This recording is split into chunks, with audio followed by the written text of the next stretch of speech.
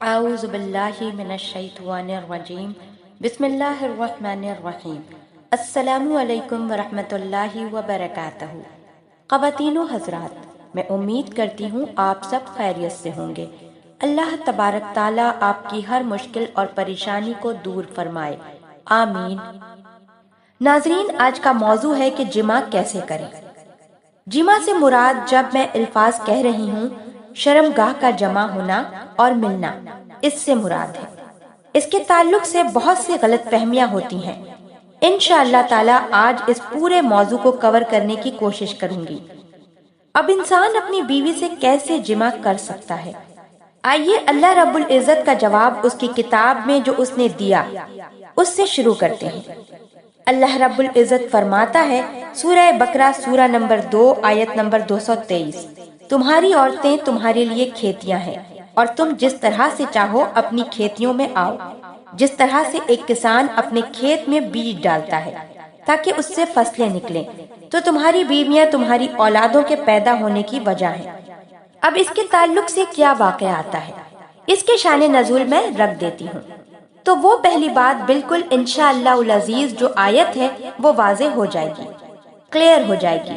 صحیح بخاری کی روایت ہے، جابر رضی اللہ تعالی عنہ فرماتے ہیں، یہودی جو ہیں وہ یہ بات کہا کرتے تھے کہ آدمی اگر اپنی بیوی سے شرمگاہ میں اگلے حصے میں جہاں سے اولاد پیدا ہوتی ہے وہاں اگر ہم بستری پیچھے سے کھڑا رہ کر کرے تو اس سے اولاد بھینگی پیدا ہوتی ہے، مطلب آنکھیں اس کی اسکوینٹ ہوتی ہیں، مطلب دونوں آنکھیں ڈھلتی ہوئی ہوتی ہیں، عام زبان میں جسے بھینگا بھی کہتے ہیں، تو ویسا پیدا ہوتا ہے۔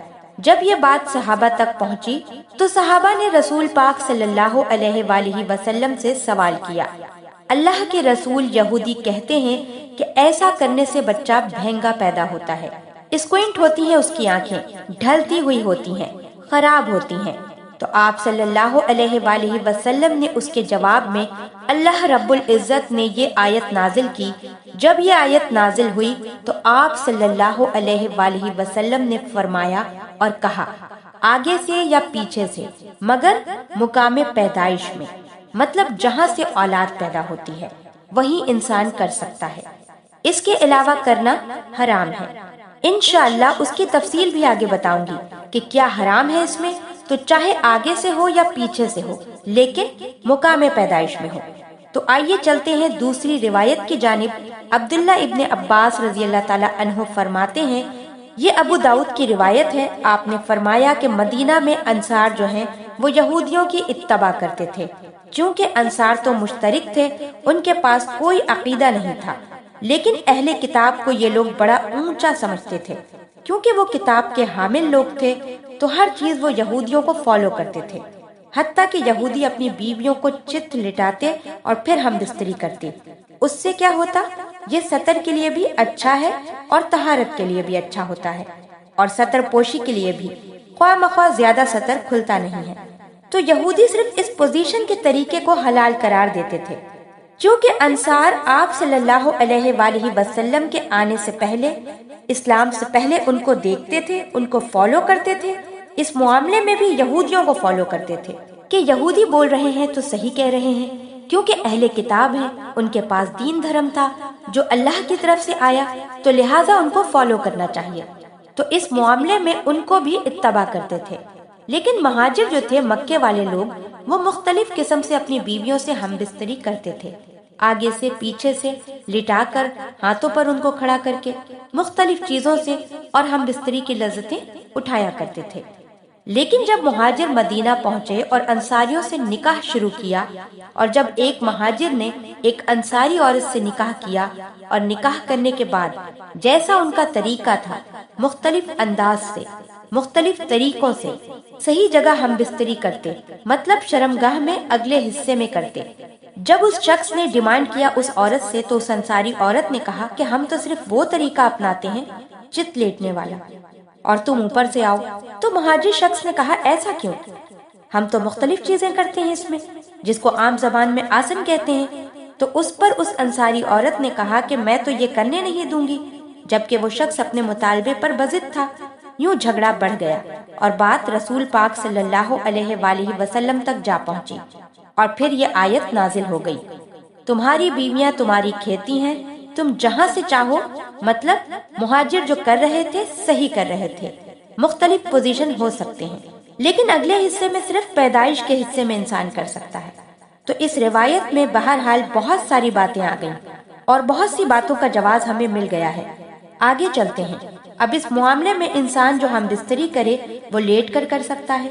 لیٹنے میں جتنی پوزیشن ہو سکتی ہیں انسان استعمال کر سکتا ہے، شرط ایک ہی ہے، وہاں انسان اپنی شرمگاہ کو داخل کرے، عورت کی شرمگاہ میں جہاں سے اولاد پیدا ہوتی ہے۔ دوسرا بیٹھ کر سکتا ہے۔ جتنی پوزیشن ہو سکتی ہیں اس کے لیے شریعت نے کوئی ممانعت کا اظہار نہیں کیا، لیکن سب سے بہترین پوزیشن اولاد کی پیدائش میں سازگار ہونے میں وہی ہے جو عورت کو لٹا کر کرے، اس لیے کہ اس میں مرد کی شرمگاہ اوپر سے ہوتی ہے اور اولاد کی پیدائش کے چانسز زیادہ ہوتے ہیں اس معاملے میں۔ بہرحال اس کے بعد کھڑے رہ کر جو کچھ بھی ہو سکتا ہے اس میں کوئی ممانعت نہیں ہے، کراہت ہو سکتی ہے، ناپسندیدگی ہو سکتی ہے، لیکن ممانعت کسی میں بھی نہیں ہے، حرمت کسی میں بھی نہیں ہے۔ بیٹھ کر، لیٹ کر، کھڑے رہ کر کچھ بھی ہو سکتا ہے۔ اب اس بات کا ازالہ بھی کر دوں کہ بہت سے لوگ بہت ہی عجیب باتیں لکھ رہے ہیں، اللہ ان پر رحم کرے، جس کی وجہ کر امت کو خواہ مخواہ ایسی چیزیں اور مشکلات میں ڈالا جو شریعت نے نہیں دی۔ کھڑے ہو کر کرے تو اولاد لنگڑی پیدا ہوتی ہے، بیٹھ کر کرے تو اولاد فلاں پیدا ہوتی ہے۔ آج بھی لوگ ایسے ہیں جبکہ شریعت کلیریفیکیشن دے رہی ہے، قرآنی آیتیں نازل ہو رہی ہیں، اس کے بعد بھی ہماری عقل، اب عقلوں کا کیا بھائی، علم کی کمی ہے ان سب کی وجہ، لا علمی جو نقصان پہنچاتی ہے۔ اتنا کوئی چیز، کوئی ہتھیار، کوئی دشمن آپ کو نقصان نہیں پہنچائے گا، آپ کی لا علمی اسلام کے تعلق سے آپ کو نقصان پہنچاتی ہے۔ بہرحال تو کوئی بھی پوزیشن اختیار کر سکتے ہیں، کوئی ممانعت کسی بھی پوزیشن کی ثابت نہیں ہے۔ اسی طرح سیکنڈ چیز، ہم بستری کے اندر بیوی کو چومنا اور بوسہ لینا جسم کے ہر حصے کے اوپر جائز ہے۔ تمام اعضاء کو چومنا یا بوسہ لینا آپ کے لیے جائز ہے۔ اس کے مختلف طریقے ہو سکتے ہیں، وہ تمام جائز ہے۔ اس کے بعد دوسری جو غلط فہمی ہوتی ہے، جو لوگ سوال کرتے ہیں، وہ یہ ہے کہ میاں بیوی ایک دوسرے کے جسم کے تمام حصوں کو ہاتھ لگا سکتے ہیں۔ تو ہاں، میاں اور بیوی جسم کے تمام حصوں کو ہاتھ لگا سکتے ہیں، انکلوڈنگ ملا کر شرمگاہ کا اگلا اور پچھلا حصہ ہاتھ لگانے کی اجازت ہے۔ اسی طرح میاں اور بیوی اپنے جسم کے تمام حصوں کو دیکھ سکتے ہیں، انکلوڈنگ اگلا اور پچھلا حصہ شرمگاہ کا۔ کوئی نہ دیکھنا چاہے، یہ اس کا اپنا الگ مسئلہ ہے، اس کی اپنی طہارت میں اس کا اعلیٰ مقام ہے، لیکن اس کی کوئی حرمت اور کراہت ثابت نہیں ہے، یہ یاد رکھیں۔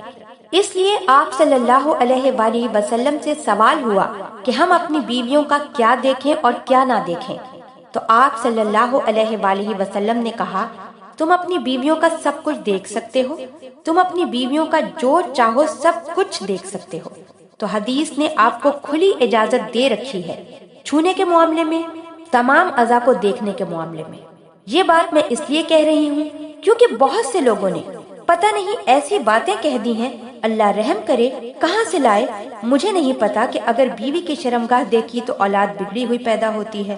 ہم ایسے ریسٹرکشن دے رہے ہیں جو شریعت کی نہیں ہے، تو لہٰذا اس بات کے تعلق سے لوگ بہت سوال کرتے ہیں۔ میں نے اس کی کلیریفیکیشن پورا بہرحال سوال کے تعلق سے دے دیا ہے۔ دونوں ہی چیزیں یاد رکھیے، چھونے کے معاملے میں اور دیکھنے کے معاملے میں میاں بیوی کو کمپلیٹ رائٹس ہیں، جو چاہیں اس معاملے میں کر سکتے ہیں۔ تو آئیے اب یہ بھی جان لیں کہ ہم بستری کے معاملے میں منع کس چیز سے ہے اور افضل کب، کہاں اور کیسے ہے۔ ہم بستری کے معاملے میں دبر، پیچھے سے مطلب شرمگاہ کے پچھلے حصے میں عورت کے داخل ہونا حرام ہے، جس کو عام زبان میں کہیں گے پخانے کی جگہ۔ عورتوں کی جو شرمگاہ ہوتی ہے وہ مردوں کے مقابلے میں مختلف ہوتی ہے۔ اس معاملے میں مرد کی شرمگاہ کا ایک ہی حصے سے پیشاب بھی نکلتا ہے اور منی بھی نکلتا ہے، لیکن عورتوں کا الگ معاملہ ہے۔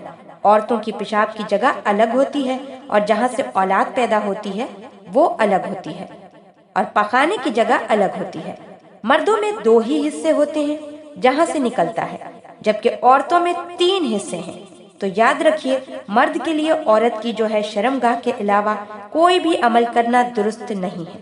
بالخصوص دبر کی جو حرمت ہے شریعت نے اتنی سخت ثابت کی۔